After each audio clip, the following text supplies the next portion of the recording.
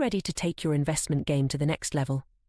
Introducing Digital Investor, your ultimate guide to mastering the digital marketplace. Whether you're a seasoned pro or just starting out, Digital Investor brings you cutting-edge game theoretical strategies, expert insights, and real-time tips and tactics to analyze, evaluate, invest, and grow your wealth. Don't miss out on the digital revolution.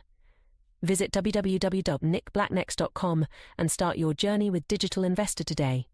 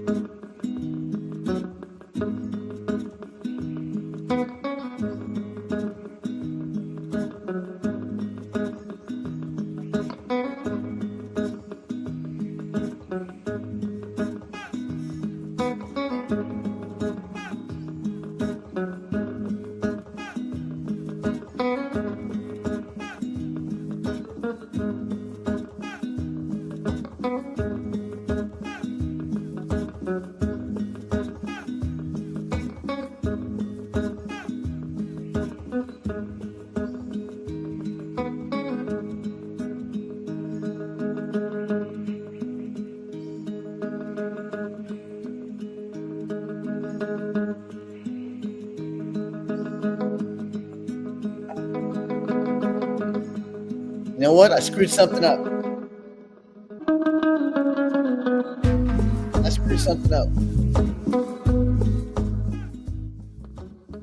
I don't think,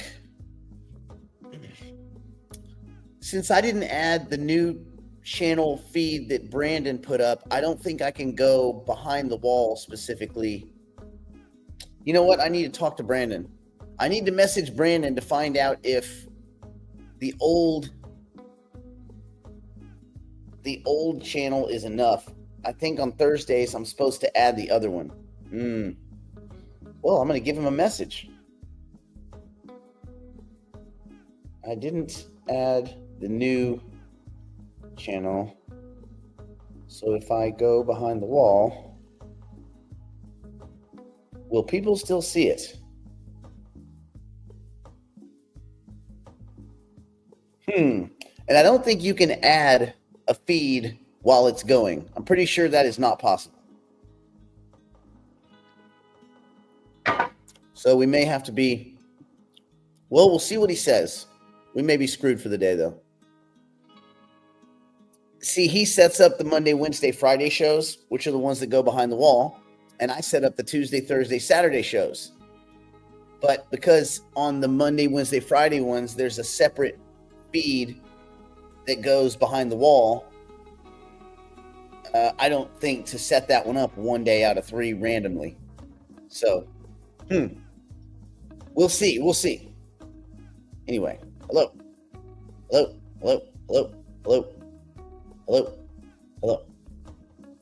All right. So, if you have any questions, just put the word question or Q, a little colon, a little dash even. You can do it with the dash. Not a hater. And then we'll try to address those. And then we'll go look at markets a little bit. Although there's not really much interesting going on. Everything is more just kind of pivoting off macro stuff. Hello. Yeah, everything's just pivoting off macro stuff right now. And we got a nice little pullback, at least a momentary pullback in Ethereum. That was nice. But we'll try to go behind the wall, depending on what Brandon says, here in about 10 minutes. Let me see if I got my articles up. There were some pretty interesting articles. Let's see. Is this my article thing? Oh yeah, that's the one we were talking about, inflation. All that crap ass inflation. Oh yeah, the chain link thing. Actually, a couple of things. The stablecoin bill, the Genius Act, that's advancing. We'll talk about that. We will talk about Ethereum ETF inflows reaching all-time, second highest level. That's pretty good. Well, they're at their highest total level, but the second highest in the near-term inflows. We will talk about Chainlink always puts these articles out like they do anything. Chainlink, of course, it's put out by Chainlink. Chainlink, JP Morgan, Ondo Finance, complete cross-chain treasury settlement. Chainlink has a very minimal part in all this, but good for Chainlink. At least they're doing something. At least it's not a completely useless, So let's see. That should be there. That should be there. And then that one should be there. Let's see if it pops it over there. There we go. So you just have to throw it from the phone. Why did I do it twice? That's stupid. Okay, Brandon responded. He said, okay, cool. We're good then. We will go behind the wall. Yeah. Okay, so that's good. So then we're going to talk, let's see, BTC at less than 100,000. Why do I feel discouraged? Or BTC at greater than 100. What are you trying to say? I don't know. I don't know why you feel discouraged. I'm not even sure what I got no clue what you're going with there. Is there a question in there? Do you want me to posit a quandary? Do you want me to opine into your mental state? I don't have a fucking clue what's on your mind.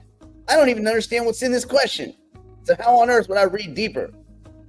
Please frame your question in the form of a fucking question. All right.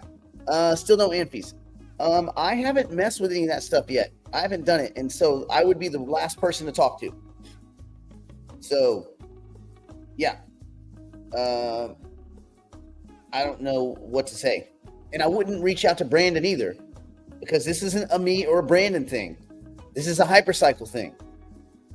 You realize that we're not in there coding for hypercycle, right? Node Market is a viewer in the same way that MetaMask is a viewer for what's happening on the Ethereum and other associated blockchains. So I don't know what you think we need to do. If it's not working, it's not working. There's nothing we can do. We have zero control over that. No more than I can make it not be cloudy where you live. If it's cloudy today, you're fucked. I can't help you. Can't help you. Because it's cloudy. I don't know. I don't tell you. It's cloudy. You'll see the sun later. Or you won't. Let's see. It's doing great. I just feel like my portfolio isn't moving. Well, your portfolio isn't moving. Think about it like this. Tom Lee, he's over at Fundstrat. They card him out about once a month to talk about Bitcoin. They've been at CNBC. They've been shitting on him for years. When Becky was it Becky something? She was shitting all over him like he was some rank amateur when Bitcoin was 5,000, and he recommended a 1% allocation into Bitcoin when Bitcoin was 5,000, and she basically told him he was an idiot. Like, she said he was crazy. She said he was an idiot. That was a 22x ago. So just these talking, these people that just read off a teleprompter, they have no fucking clue what they're looking at. Look, Jerome Powell doesn't have a fucking clue what he's looking at. So they definitely don't. They're just looking at slightly off-white text on a black screen. There's nothing going on behind there. Zero. And the only people that do think are like Jim Cramer, and look how bad he is. And he actually thinks they are just dumbass puppets. Well, anyway,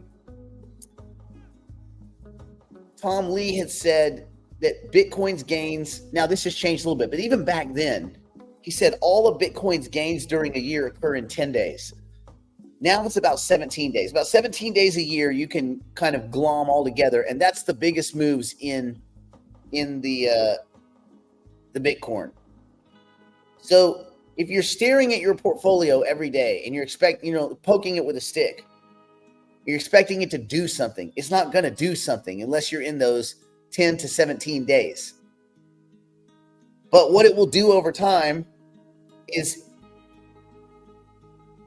so many millions of percent more than the US dollar, because they're not printing any more Bitcoin, and they are printing more dollars, like 490 million a day, every day, 490 million just flooding into the system, washing out your buying power, destroying people that save money. Savers, people are like, oh, I got money in the bank. Well, you're an asshole. All your buying power is going away. Every 20 years, your buying power gets cut in half. You guys know that. That's how it works. And that's what the government stated their 2% inflation target. Because compound interest, the most important thing in the universe, it sure works against you when your money's being devalued. So think about the compound devalue, these mother effers. Think about the compound interest devaluation of your currency. In the same way that if you make 2% or 3% over and over and over, it becomes a lot. If you're losing 2 to 3% in buying power over and over and over, it becomes a lot. At 2%, every 20 years, your buying power is cut in half. That's not good. Anybody like that statistic? So at the real numbers, which are, they've got to be 3 to 5%. That's probably the debasement number, maybe higher. You're really, about every 10 years, your buying power gets cut almost in half every decade. So you get to retirement. Oh man, I got my money. I got my $1 million or whatever. It's in retirement. Nope. Because 10 years later, it's worth half. And 10 years later, it's worth half of the half. So 20 years into your amazing retirement, everything else is 4 times as expensive. A Coca-Cola is $8. You're like, what the fuck? We don't even use $1 bills anymore. They're too small. We only use 5s and 10s. And they're about to do away with the 5s because they don't like having all that spare change. Pretty soon, the $10 bill is the only bill anyone uses. Because your buying power just gets eroded to dust. So if you're staring at your portfolio, it won't feel like it's moving. But I bet a month and a half ago, when Bitcoin went from 79,000 to 106,000 within like a week and a half, then you thought your portfolio was moving. You don't get your cake and eat it too, man. 17 days. You're going to get 17 days where you're going to feel good. And then you're going to have remorse that you didn't buy more of it.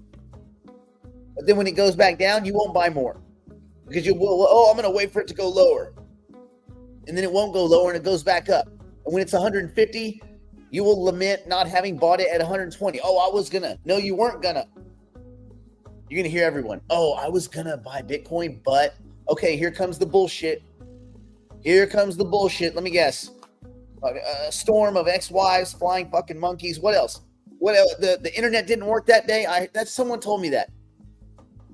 I was going to buy like 10,000 Bitcoin, and I did. I got the transaction set up, and the internet was down. The internet was down.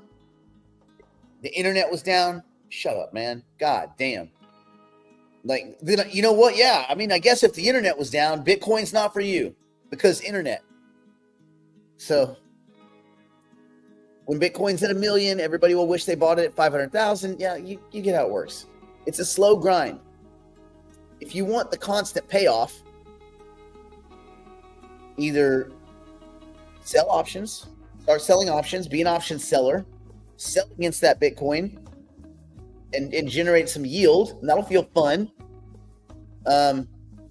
Or kind of chill on the sidelines and just know that you made the right decisions. If you made the right decisions. I'm not saying you did, but I'm not saying you didn't either.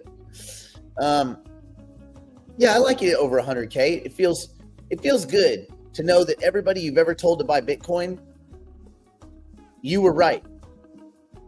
I out by the gym that me and some friends used to work out at. They redid a piece of concrete by the water. What do they call that? Where the firemen's come, the fire hydrant. But it's not like a full fire hydrant. It's like a thing where you whatever. It's not. It's an almost fire hydrant. Anyway, by the almost fire hydrant they redid the concrete, and I went and scratched in when it was still wet. I did a big Bitcoin logo, like this big. And then I said, buy Bitcoin. I even dated it, but it was early 2018. It's still there. You can go see it. I'll go take a picture of it today or tomorrow. So I've been giving advice to people since 2018. Anybody that walked by could have acted on it. And why wouldn't you act on that incredible advice? It's literally etched in the road. Someone was like, I need a sign from God. I need a sign from God about what to do with my investments. And then they fell. Oh man. Someone scribbled something here in this concrete, which caused me to fall abruptly. As I pick myself up, I read it. Buy Bitcoin. Bro, God just kicked you in the dick. Pay attention. Anyway, that's one version of it. The other is that that's a kind of petty form of vandalism. I like to think of it as I was the vessel. I'm an investment vessel. I'm a vessel of investment. Yeah. Okay. What's going on? Let's see. Brandon said Amphi will take longer to arrive. Now they have sent it manually to us. Okay. Yeah. Again, that's Hypercycle stuff and Brandon stuff. But you can probably stay active in the Hypercycle Telegram groups. Remember, in any groups, don't disclose your private keys, your passphrase, or anything to an admin or to anyone. No one needs any of that information to help you with anything. No one at Coinbase, no one at any exchange, no one ever. If you disclose your private keys or passphrase for any reason, you're a fucking idiot and you deserve to lose all your shit. I say that knowing several people have done that. Some of them probably here today in the group. You look in the mirror, be honest. You're looking at an idiot. It sucks. It's a tough lesson to learn, but it is the truth. Also, if you keep private keys, passphrases, and stuff on your phone, probably going to lose that shit.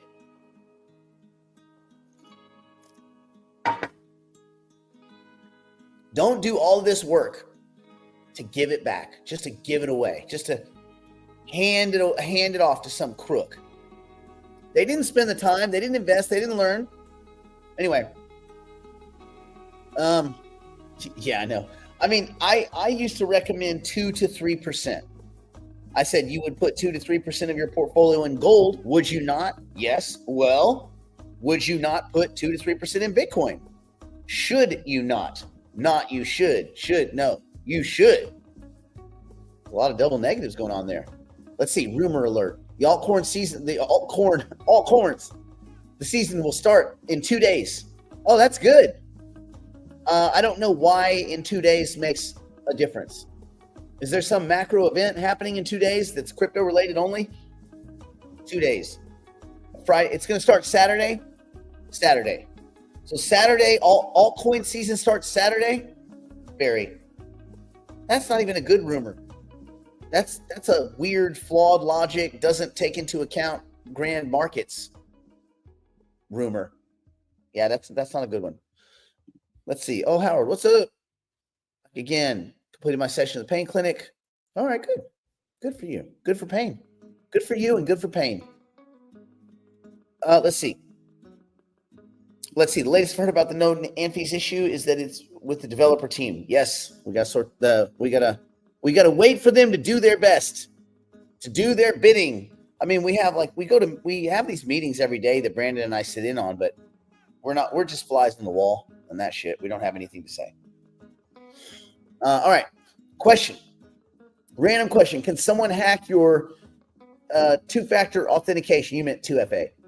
App and get those and use them if they somehow get into an account? Well, they can't hack your 2FA if they get your phone and get your phone turned on. Like if they kidnap you, they could just hold the phone to your face, right? I guess.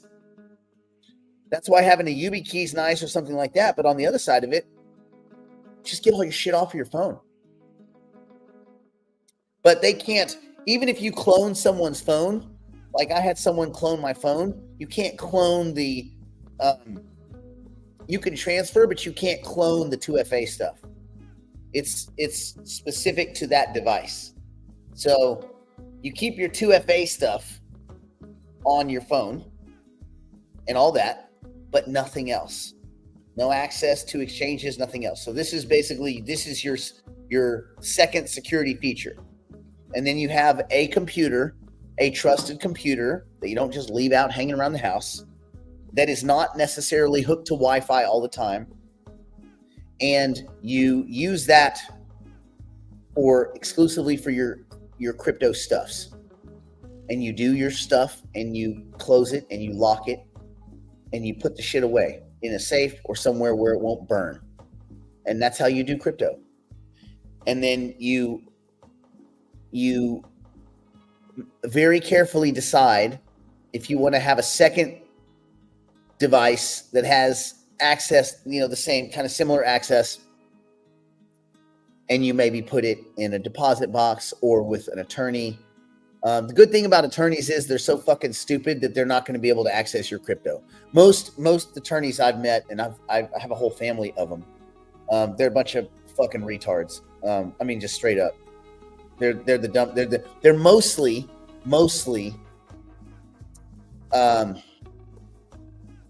It's like one step up from like city council, like student city council or student council members like that. Like they're people with no marketable skills tend to become lawyers. I haven't been disproven on this because the best trial lawyer I ever met told me that he was a lawyer because he had no other marketable skills. So when the top in class tells you that, it's probably true. But they can be good for maintaining security and things like that. So you just got to figure out what amount of security you're willing to endure, right? So there's that.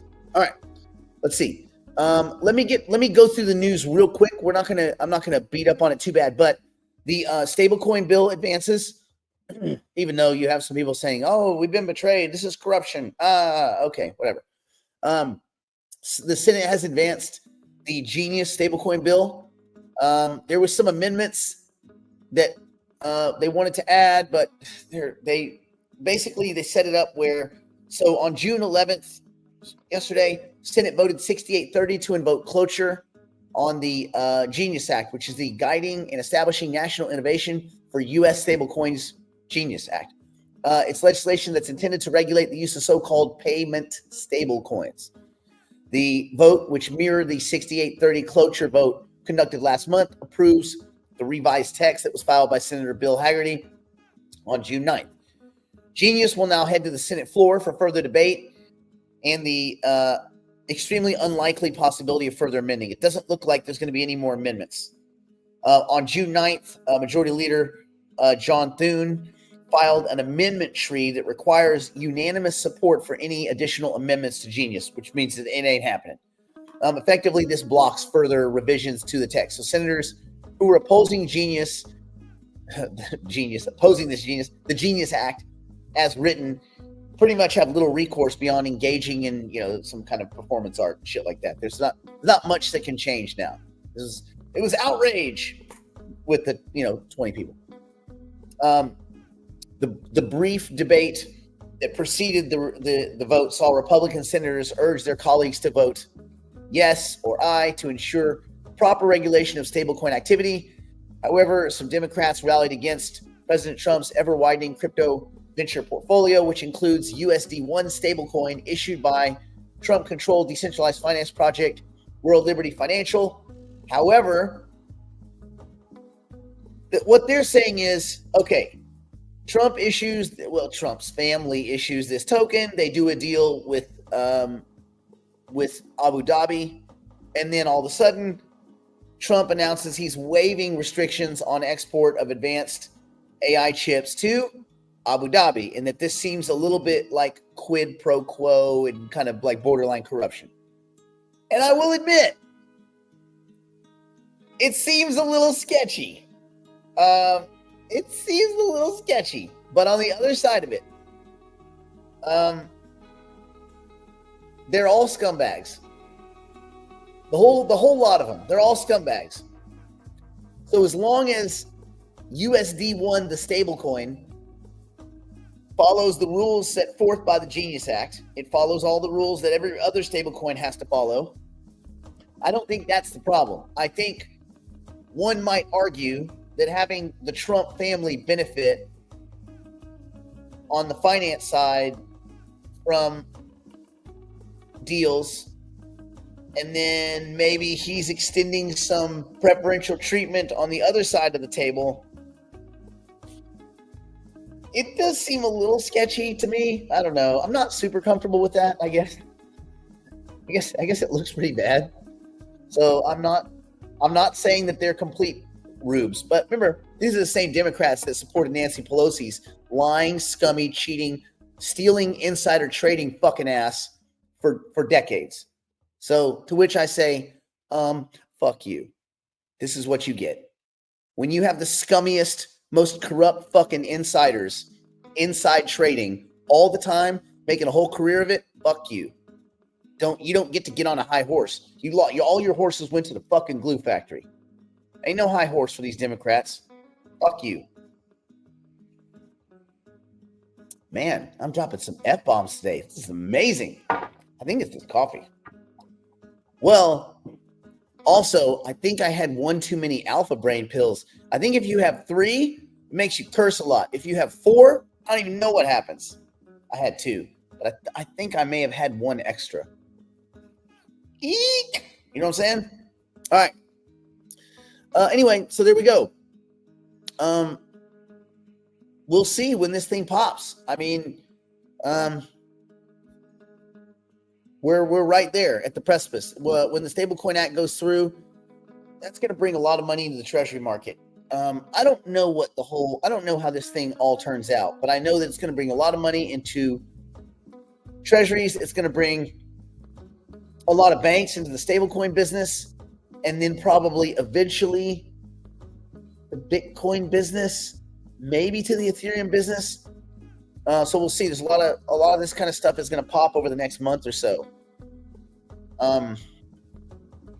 I think the Solana ETF thing, I think is not as big a deal as maybe people think it is. A lot of the SEC is still investigating Solana for stuff, so I don't know how they get past that, but I guess they would say that at the SEC, they'd say, well, secondary market sales are not security sales, therefore you could have a Solana ETF. I don't know how they, but it looks like we will get a Solana ETF to be good for those of us that have Jupiter. That's good. Anyway, yeah, ETFs, am I right? So for those of you holding your breath on an XRP ETF, I would say, oh, why? Like, what would? Who's clamoring for exposure to XRP? Like, all those rubes they already have it. They already bought Brad and Chris's private tokens at a huge premium. So what are you waiting for? Anyway, Ethereum ETF inflows reached the second highest level in 2025 as Ethereum market confidence seems to be climbing. BlackRock's iShares, get off my screen. BlackRock's iShares ETF, ETH-A, led the charge with 160 million in inflows, followed by Fidelity's FETF fifth. How'd you like to be at Fidelity? We launched fifth. What? Fifth. Sorry, do you have a lisp? I don't want to make fun of you, but like you sound like you're special needs. No, that's our fund is called fifth. That's a very stupid thing. You guys should have workshopped that. And then they bring it's a whole whatever group of 23 triplets. Anyway, Grayscale's 2 Ethereum products brought in more than 32 million. Bitwise ETHW added another 6 million. Not super great, but this marks the strongest inflow day for Ethereum ETFs since February 2nd, when the combined inflows surpassed 300 million. It also continues a rising trend where investors have added capital to Ethereum ETFs for 18 consecutive trading sessions, pushing cumulative inflows over the past few weeks to approximately 1.2 billion. That's a lot. It's a lot of clams there. Cool. So bullish Ethereum environment, right? Ethereum's the inflows strengthening tends to mirror a broader bullish turn in its market performance. And the Ethereum, as you know, yesterday was over for a little while over 2,800. It was almost 2,900 for a bit, which would be its highest level in about 4 months. Of course, go back to December and everything was much higher, but people are starting to wake up and pay attention to Ethereum. So that's good. So yay for Ethereum. And then finally, before we go behind the wall, and then we'll just be mostly focused on options. Options Thursday options. Oh, what is the top? Thursday options program. Maybe not program. Thursday options extravaganza. Nope. Oh, you don't want that. No, sounds weird. Anyway, Chainlink, JP Morgan, Ondo Finance. Let me reorder that the way it should be. JP Morgan, Ondo Finance, and Chainlink. Complete cross-chain treasury settlement. Ondo Finance, JP Morgan's Connexus system, and Chainlink all work together to complete a cross-chain DVP settlement between a permission payment network and a public RWA against real-world assets. That's the stupidest thing we've ever put on the front of the word blockchain. RWA, real-world assets. Ooh. It's just a little 3 letters that you can put on something so it sounds like something new. Like, this is my RWA girlfriend. What? My RWA girlfriend. What's that? What do you mean? What's my real world asset girlfriend? Well, that's the same one that you had last week. No, this is the RWA girlfriend. Oh, what's her name? It's still Susan. Okay, so it's the same. It's the same girl. Yeah, but RWA. Got it. Okay, so these 3 companies work together to complete a first of its kind cross-chain delivery. The DVP meaning delivery versus payment. And this is DVP settlement between a permission payment network and a public testnet. The test involved the Connexus digital payment system, which is a permission network operated by JP Morgan, and Ondo Chain's testnet, which is focused on real world asset tokenization. So Susan and Susan tokens. Wow. You can now own part of my girlfriend, Susan, which I don't have a girlfriend. But if I did, and her name was Susan, and the RWA one, you can have her tokens. Matter of fact, I'll give you her tokens. She's giving them away anyway. She's giving them out, whether I know it or not. Anyway, Chainlink announced this. Wow. All right, Chainlink. So basically, like most deals, Chainlink kind of pumps in some Oracle pricing information and then claims they're part of it. And then when Chainlink fails, which they tend to do, they blame everyone else. They're like, it's not us. Listen, we're just pumping in the information we get. Yeah, but the information's bad. But all we do is inject information, bro. Don't get mad. Don't kill the messenger. But we pay you to be a competent messenger. Yeah. Don't kill the messenger. Okay, well. Okay, Sergey, keep going and selling all your tokens. Anyway, settlement was coordinated using Chainlink's runtime environment, CRE, which is an off-chain compute layer designed for interoperable financial systems.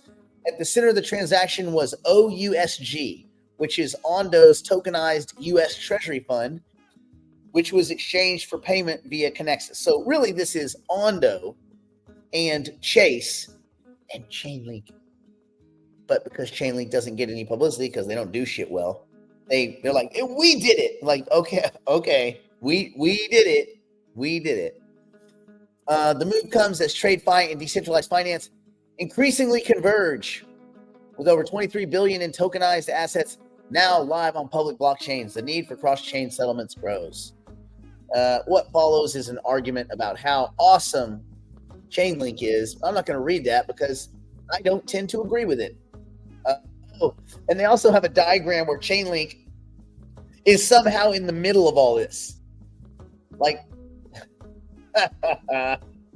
what a bunch of bullshit marketing.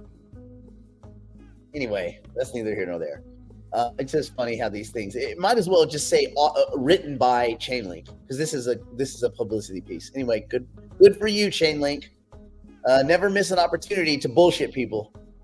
So yeah. RWA, bro. Real world assets. Okay.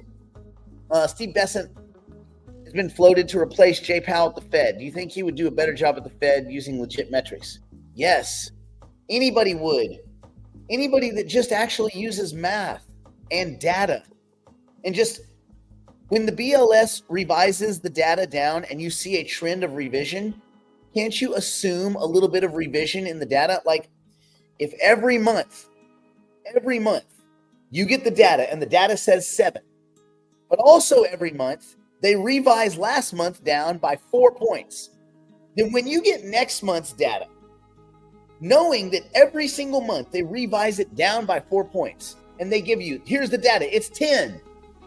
Then common sense would say, this is probably 6 because it's always revised down by 4. So when you go and give your pressers and talk to people and make your and basically make your monetary actions based on data, then base it on the real fucking number. Base it on the 6. Instead of basing it on the 10, lying to people, doing a press conference where they go, how come you're not looking at that as a 6? It's not in the data. Yeah, but they downward revised every single month for the past 19. You think this is when they stop downward revising? And now what you're saying makes sense?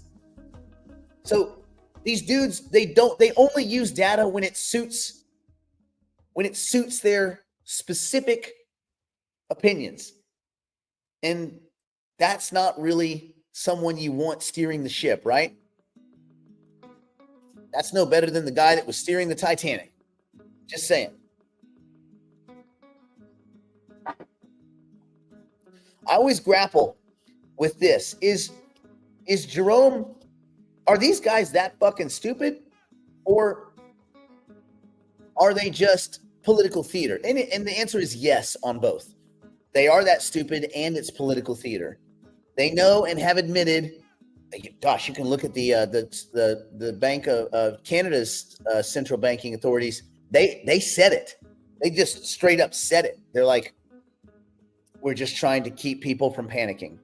Like, but if you tell me that you're trying to keep me from panic, like when you go to the doctor, listen, I don't want you to panic. Well, when you say that, I'm more apt to panic.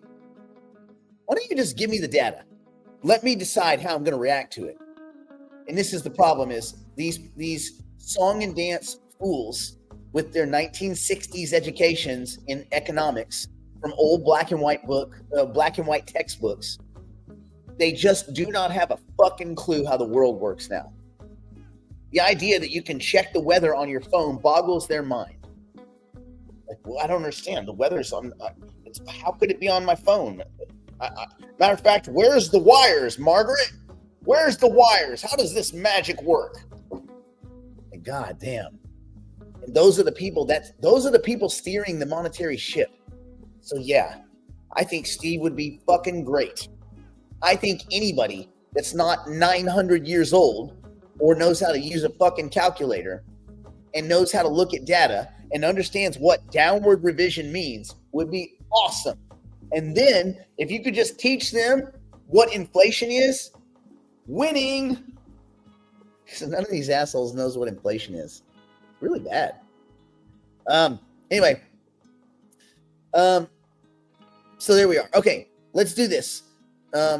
Yeah, Jerome Powell's arrogant, man. And arrogance makes you lie, cheat, and steal, and you find your own self-serving ways to justify and rationalize shitty behavior. And that's what these guys are doing. Yeah, it's frustrating. It's frustrating. All right. Thursday options performance program. Top of put. All right.